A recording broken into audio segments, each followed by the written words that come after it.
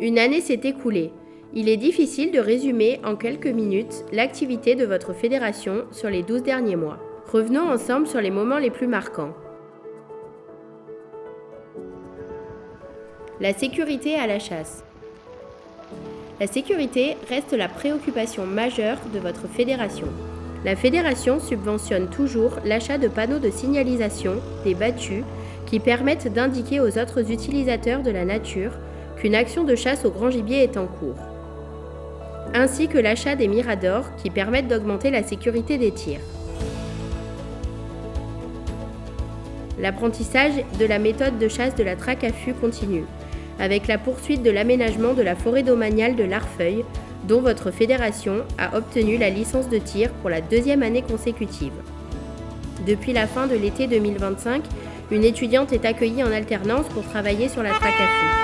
Et plusieurs dizaines de chasseurs du département ont été invités sur cette forêt par la fédération afin de découvrir ce mode de chasse inhabituel en Corrèze.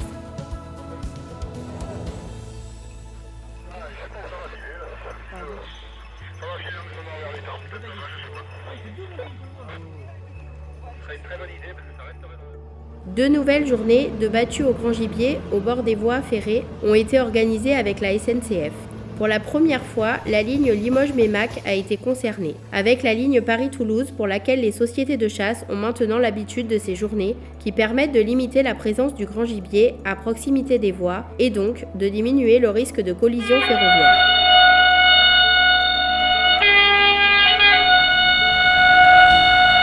En 2025, 572 chasseurs ont suivi la formation sécurité décennale. En 18 séances, organisées généralement de manière délocalisée, dans vos salles des fêtes ou vos locaux de chasse. Aujourd'hui, nous en sommes à 4290 chasseurs corréziens formés en 5 ans. Cette formation, obligatoire pour tous les chasseurs français, est aussi l'occasion d'échanges entre les salariés de la fédération et les chasseurs corréziens. 79 nouveaux responsables de battues ont également été formés et sont maintenant aptes à organiser les chasses collectives pour leur société de chasse. Cette balle, je la mets en premier, donc ce sera la dernière que j'aurai dans les formations. D'autres formations sont proposées dans un catalogue consultable sur notre site internet.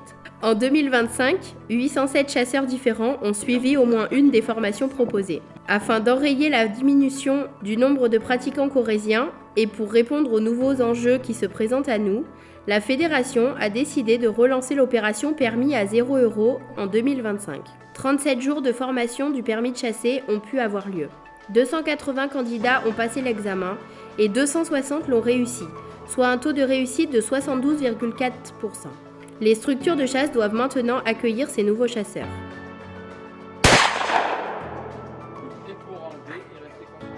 La gestion des espèces. Cœur de métier de votre fédération, la gestion des espèces animales chassables a, cette année encore, occupé une grande partie de l'activité fédérale. Le projet de renforcement des populations de lapins de Garenne se poursuit sur des communes du COS corrézien. 3 nouvelles garennes artificielles ont été construites avec les sociétés de chasse locales et des dizaines de lapins ont été lâchés dans ces aménagements.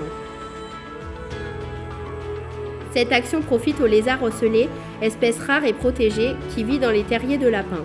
Les effets sur les lézards commencent à se faire sentir, puisque des œufs et des pontes ont eu lieu et de jeunes lézards ont été observés à proximité des garennes. Cette action est rendue possible grâce au fonds éco-contribution de l'Office français de la biodiversité. Plusieurs structures de chasse participent toujours à l'opération sur le canard colvert. La Corrèze a une très importante capacité d'accueil pour cette espèce. 800 canetons ont été lâchés en juillet 2025 et près de 800 colverts ont été recensés lors d'une journée de comptage en janvier dernier. Les comptages nocturnes à la fin de l'hiver ont permis de connaître l'évolution des populations de lièvres sur les secteurs concernés. Et la fédération poursuit sa collaboration avec le groupement d'intérêt cynégétique des Deux Maumont, dont l'objectif est de gérer le lièvre de la meilleure manière, en adaptant les prélèvements et aussi en augmentant la capacité d'accueil par la plantation de haies, l'implantation de cultures favorables à cette espèce et le piégeage des prédateurs. Contrairement aux 3 années précédentes, le tribunal administratif de Limoges a confirmé la régularité de l'arrêté préfectoral autorisant la période complémentaire de vénerie sous terre du blaireau. Les efforts conjoints de la Fédération, des services de l'État et de l'Association de vénerie sous terre ont permis de monter un dossier solide. Les déterreurs ont donc eu le droit d'intervenir pour régler les problèmes causés par les blaireaux aux agriculteurs, aux particuliers et aussi aux municipalités.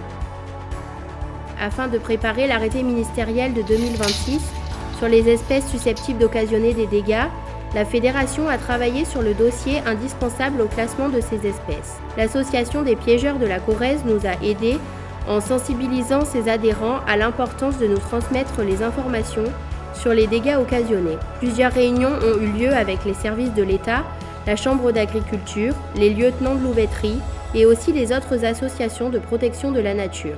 Les discussions ont été animées et nous attendons maintenant l'arrêté ministériel qui devrait valider nos propositions dans les prochaines semaines.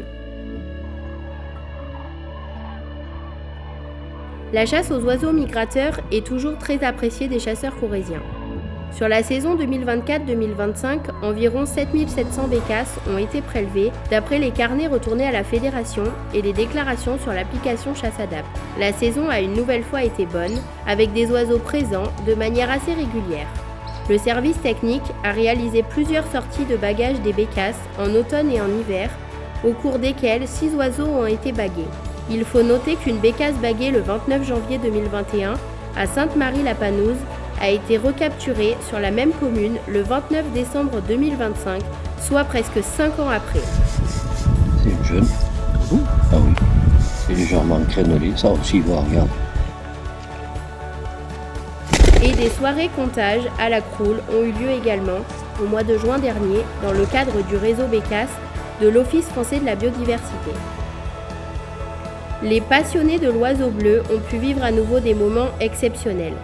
Tout d'abord lors de la migration automnale qui reste le rendez-vous à ne pas rater pour les palomères et qui leur a encore offert cette année un spectacle incroyable. Le passage des oiseaux au-dessus du département a été un des plus importants de ces dernières années. Et une fois n'est pas coutume, l'hivernage de ces oiseaux en Corrèze a été remarquable avec de fortes concentrations quasiment tout l'hiver sur une grande partie du département. La Corrèze reste un département de chasse du grand gibier puisque plus de 85% des chasseurs corréziens chassent le grand gibier au moins une fois dans la saison. En sanglier, la Corrèze connaît une situation inédite, avec un tableau de chasse qui ne cesse d'augmenter pour atteindre 8000 animaux prélevés cette année. Preuve de l'implication des chasseurs corréziens dans la maîtrise de cette population, la quasi-totalité des équipes organisent des battues jusqu'à fin mars.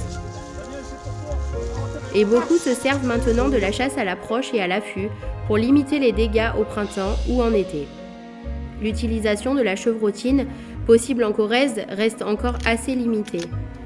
La prévention assurée par les sociétés avec la pose de clôtures électriques ou d'effaroucheurs permet de limiter la facture. Ces dispositifs sont toujours subventionnés par votre fédération. Mais il ne faut pas relâcher les efforts, car malgré cela, les dégâts occasionnés aux cultures agricoles ont été conséquents l'année dernière. Or, la nature doit rester un espace d'équilibre. En ce qui concerne la procédure d'indemnisation administrative des dégâts aux cultures causés par le grand gibier, la Fédération a traité sur la saison 2024-2025 quasiment 500 dossiers déposés par les agriculteurs. Et la Fédération a participé à 3 réunions de la Commission départementale de la chasse et de la faune sauvage, dégâts de gibier, pour défendre les intérêts des chasseurs. Au niveau sanitaire, la Fédération s'est appuyée sur des sociétés de chasse volontaires pour effectuer des tests sur plusieurs dizaines de sangliers pour rechercher la maladie d'Ojeski, qui est potentiellement transmissible aux chiens de chasse.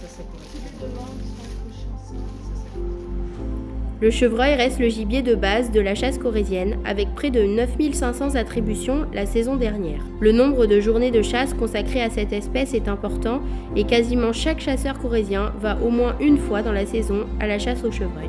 Depuis 2 ans, la Fédération a mis en place sur 9 communes un suivi de la population par la méthode des indices de changement écologique avec la mesure de la longueur des pattes arrière des animaux prélevés. Ce suivi nécessite une implication des sociétés de chasse concernées et devrait nous aider dans la gestion. Cette année encore, les différents suivis réalisés sur le cerf par la Fédération ont montré que les effectifs restaient globalement à un niveau élevé. Pour la première fois, le nombre d'attributions a dépassé les 3000 animaux. Les méthodes de suivi habituelles, comptage au phare au printemps et écoute du brame, ont été réalisées et le comptage par la méthode des observations par corps a été réalisé début octobre au nord du département en partenariat avec la Fédération des chasseurs de la Creuse. Les contrôles de la réalisation des prélèvements de cerfs ont été effectués par le service technique fédéral pour s'assurer de la réalisation du plan de chasse et favoriser les contacts entre les techniciens et les sociétés de chasse. Enfin, des prélèvements génétiques ont été effectués sur près de 350 cerfs et biches dans le cadre des travaux de l'Observatoire cerfs du Massif central auquel votre fédération adhère. Le Conseil régional de Nouvelle-Aquitaine a subventionné ce projet dont les résultats permettent de mieux comprendre l'éthologie de ces animaux et devraient faciliter la gestion de cette espèce. Enfin, le suivi de la population de chamois présente dans les gorges de la Dordogne a été réalisé en mars sur 24 communes, sur lesquelles 55 animaux ont été observés. La difficulté d'observer les chamois dans ce terrain très pentu laisse supposer une sous-estimation de la population présente. Le loup, espèce protégée, je vous le rappelle, a beaucoup fait parler d'elle l'année dernière. Depuis plusieurs mois, la fédération accueille un alternant dans le cadre d'un projet de piégeage photographique sur le plateau de Millevaches. Des dizaines de pièges photos sont posés afin de suivre l'impact du loup sur les espèces de grand gibier. S'étalant sur presque une année, ce programme de recherche vise à déterminer si la présence des prédateurs a fait baisser les populations de cerfs, chevreuils ou sangliers, ou si les animaux se sont déplacés pour s'éloigner des loups. Et la fédération continue à transmettre les informations au réseau loup de l'Office français de la biodiversité. Votre fédération mène également de nombreux travaux sur la gestion des habitats. Et en 2025, un chargé de mission environnement a rejoint la fédération pour 3 ans.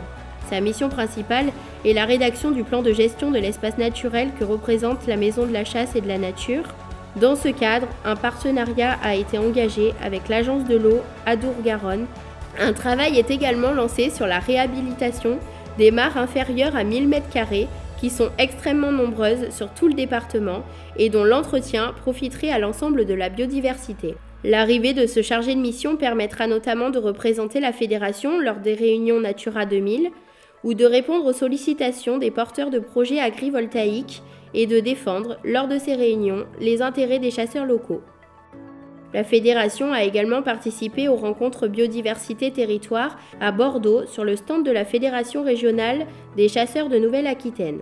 Ce salon a permis de faire entendre la voix des chasseurs au sein de l'ensemble des organismes qui travaillent sur la biodiversité. Une quarantaine de structures de chasse continuent de cultiver 80 hectares avec des semences proposées par la fédération et favorables à de nombreuses espèces de faune sauvage. Dans le cadre dispositif éco-contribution, la fédération continue son partenariat avec les producteurs de noix en distribuant des semences de févrole pour près de 50 hectares de noyers sur le sud et l'ouest du département, avec l'appui de coopératives et de la station expérimentale de Cresse, ce qui permet de limiter les engrais chimiques et ce qui favorise de nombreuses espèces animales. Toujours grâce au dispositif éco-contribution, votre fédération a participé en 2025 pour la 2e fois à l'opération J'aime la nature propre, qui vise au ramassage des déchets dans la nature. Plusieurs écoles et sociétés de chasse ont participé et plusieurs tonnes de déchets ont été collectées. Et la 3e édition s'est déroulée le mois dernier avec encore un peu plus de participants. À la Maison de la Chasse et de la Nature, le partenariat se poursuit avec l'école forestière de Meymac, le lycée agricole de Neuvic et le lycée agricole de Naves. Les actions des lycées agricoles corréziens ont représenté plusieurs dizaines de journées de présence. Les écoles corréziennes sont toujours accueillies dans le cadre des actions d'éducation à l'environnement. Sur la dernière année scolaire, une dizaine d'écoles a sollicité la fédération.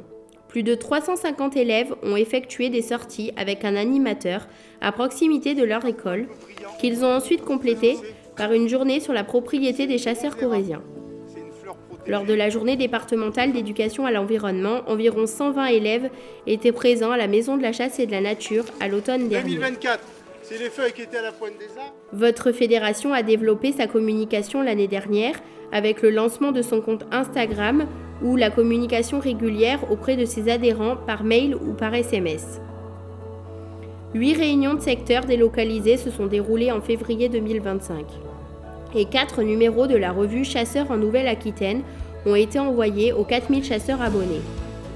L'été dernier, la fédération a tenu à nouveau son stand au Festival de l'élevage de Brive et sera encore présente en 2026.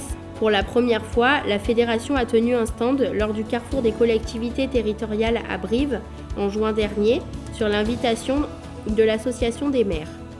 Ce salon a permis de rencontrer l'ensemble des décideurs du département. Enfin, le fonctionnement fédéral a été cadré par 5 réunions du conseil d'administration au cours de l'année et les réunions régulières des différentes commissions, comme la commission Maison de la Chasse et de la Nature, la commission des finances ou la commission communication. Voilà, retracé en quelques minutes, l'activité de votre fédération sur la dernière année.